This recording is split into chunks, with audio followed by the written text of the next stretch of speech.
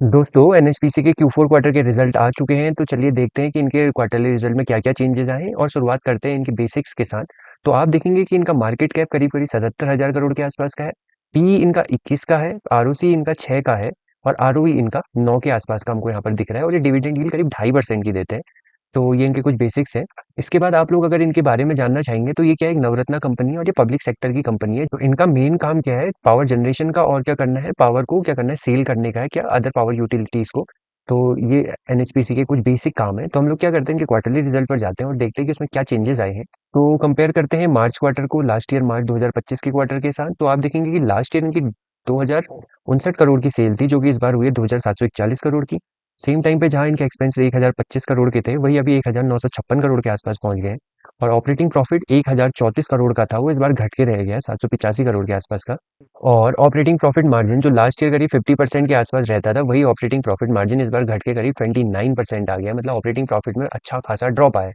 तो it means अगर NHPC last year तक 100 रुपए की सेल कर रहा था, तो उसमें से वो 50 रुपए बचा ले रहा था। लेकिन इस बार एनएचपीसी क्या कर रहा है, जितनी भी सेल कर रहा है उसमें से केवल 29 रुपया ही बचा पा रहा है। तो मोटा मोटा ये इसको समझने का तरीका है। अदर इनकम लास्ट ईयर थी 306 की और इस बार अदर इनकम हुई है 375 सीआर की। इसके अलावा आप देखेंगे इन पे लास्ट ईयर नेगेटिव टैक्स था, इस बार है 585 सीआर का टैक्स। और लास्ट ईयर इन पे 293 सीआर का डेप्रिसिएशन था और इस बार ये डेप्रिसिएशन हो गया 621 सीआर का।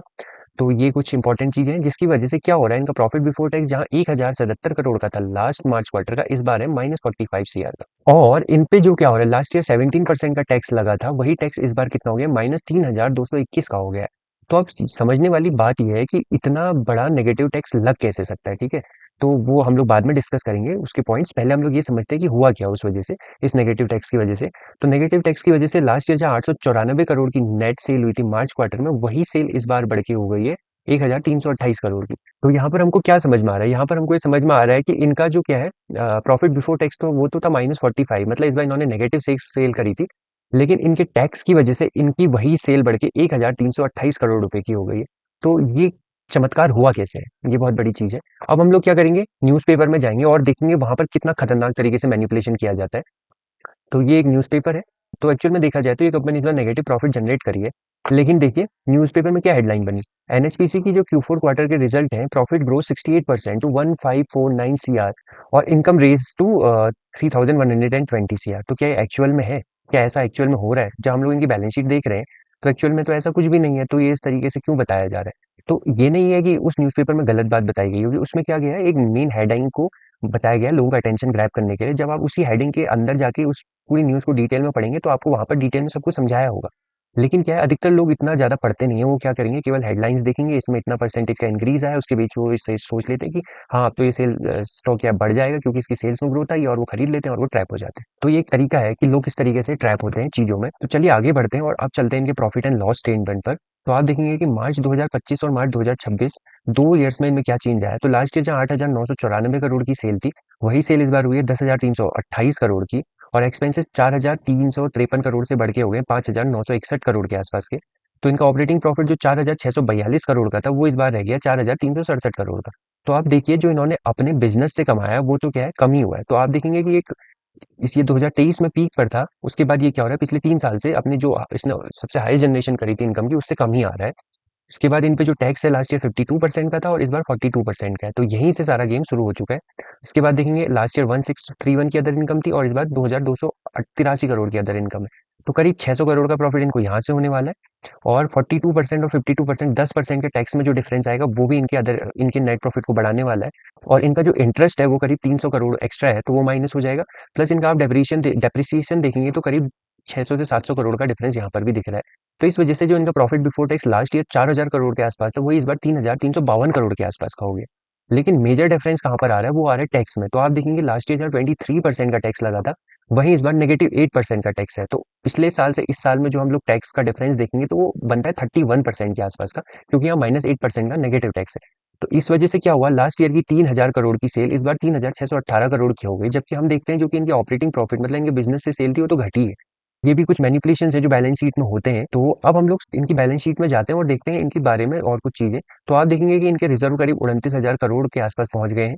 सेम टाइम पे बोरोइंग्स 40,000 करोड़ के आसपास पहुंच गई है। और आप देखेंगे करंट वर्क इन प्रोग्रेस करीब 30,000 करोड़ के आसपास का चल रहा है। तो इससे क्या बात समझ में आ रही है, जो भी इन्होंने बोरोइंग्स ली है वो डायरेक्टली बोरोइंग्स कहाँ ट्रांसफर हो रही है, इनके करंट वर्क इन प्रोग्रेस में। तो मतलब ये इन्होंने क्या करा है, जितनी भी बोरोइंग्स ली है वो क्या करा है, कुछ नए काम से जो लोग नए प्रोजेक्ट बना रहे हैं उनके लिए ली है।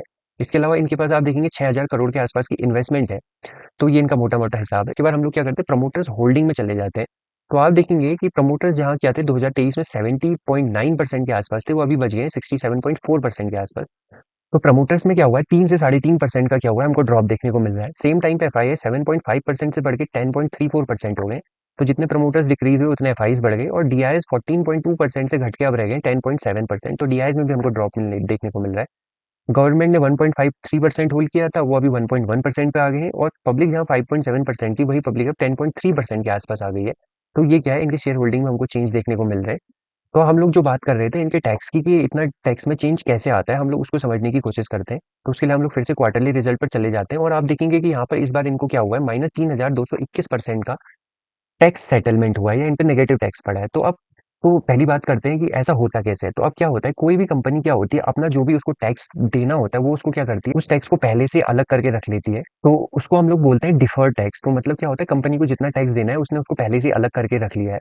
अब क्या होता है, अगर किसी भी कारण की वजह से ये टैक्स क्या होता है कंपनी को ना देना पड़े, या क्या होता है उनके पुराने डेप्रिसिएशन बढ़ गए, या कुछ दूसरी चीजें उनके टैक्स में छूट मिल गई, जिस वजह से क्या हो रहा है, उनको अब क्या हो रहा है, वो टैक्स नहीं देना पड़ रहा है। तो उस वजह से क्या होता है, वो सारा जो उनको टैक्स नहीं देना पड़ रहा है वो कहाँ पर शो होता है, वो शो होता है उनके टैक्स सेगमेंट में। तो उसको कंपनी को अपनी बैलेंस शीट में एडजस्ट करने के लिए अपने टैक्स को नेगेटिव दिखाना पड़ता है। ये रहता है पहला चीज। अब दूसरी चीज ये होती है कि जो भी टैक्स बिजली से रिलेटेड कंपनियां होती है, उन तो उनकी बिजली की दरें क्या है, सीईआरसी तय करता है। तो क्या होता है, कई बार ऐसा होता है कि जो बिजली की दरों के अप्रूवल रेट होते हैं वो बहुत लेट आते हैं, और तब तक वो जो भी कंपनी को अपनी बिजली बेची हुई बिजली पर जो पैसा मिलना होता है वो कुछ टाइम के लिए स्टक हो जाता है। जब तक क्या करता है सीईआरसी, मतलब सेंट्रल इलेक्ट्रिसिटी रेगुलेटरी कमीशन, उनको क्या करता है, अप्रूवल नहीं देता है कि आपको किस दर पर क्या होना है, बिजली बिकनी है। तो तब तक कंपनी को उन चीजों को अपनी लाइबिलिटीज में दिखाना होता है, मतलब वो पैसा जो आना तो है लेकिन अभी आया नहीं हुआ है। और जब वो पैसा कंपनी को मिल जाता है तो क्या होता है, वो कंपनी के कहाँ पर दिखाना है, प्रॉफिट एंड लॉस स्टेटमेंट में उसको एडजस्ट तो करना है।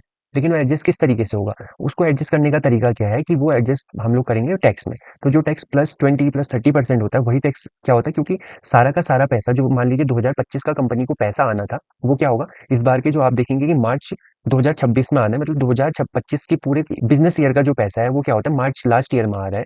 तो मार्च 2026 के आसपास आया है। तो उस वजह से क्या हुआ, उस पैसे को सेटल करने के लिए इनको अपने प्रॉफिट में क्या होना पड़ रहा है, नेगेटिव टैक्स दिखाना पड़ रहा है, और उस वजह से इनकी ओवरऑल इनकम में एकदम से बहुत बड़ा जंप आ रहा है। तो ये जंप एक्चुअल जंप नहीं है, ये क्या है एक तरीके से, और ना ही ये पैसा इनके पास वापस आया है, बस इनके पास एक लाइबिलिटीज थी जो रखी हुई थी, और इनको वो पैसा क्या हो गया, अपनी बैलेंस शीट में शो करना पड़ रहा है, इसलिए ये हमको यहाँ पर दिख रहा है। तो ये भी एक तरीके से की मैनिपुलेशन है। तो आपको क्या करना है, कंपनी के स्टॉक्स खरीदने से पहले, न्यूज में हेडलाइंस बनने से पहले, या हमारे टीवी न्यूज चैनल्स पर हेडलाइन बनने से पहले ये बात जरूर समझ लेनी है कि जो हमको प्रॉफिट दिखाया जा रहा है वो एक्चुअल प्रॉफिट है या नहीं। और वो चीज़ आपको कहाँ मिलेगी, वो चीज़ आपको मिलेगी कंपनी की बैलेंस शीट में, कंपनी की जो हमको प्रेजेंटेशंस मिलती हैं कि उनके ईयर ऑन ईयर ग्रोथ पे किस तरीके का परफॉर्मेंस आ रहा है। तो ये सारी चीज़ें हमको बैलेंस शीट में देखने को मिलेंगी। तो इसलिए बैलेंस शीट को समझना बहुत जरूरी है एक अच्छे बिजनेस को पहचानने का, कि उसमें एक्चुअल ग्रोथ है या ये ग्रोथ एक डमी ग्रोथ है। तो आई होप आपको मेरा एनएचपीसी का एनालिसिस पसंद आया होगा। अगर पसंद आया है तो मेरी वीडियो को जरूर लाइक करिएगा, और अगर आपको इसी तरीके की किसी स्पेसिफिक स्टॉक पर एनालिसिस वीडियो चाहिए तो आप मुझे कमेंट सेक्शन में उस स्टॉक का नाम लिख सकते हैं। तो चलिए मिलते हैं नेक्स्ट वीडियो में, तब तक अपना ख्याल रखिएगा।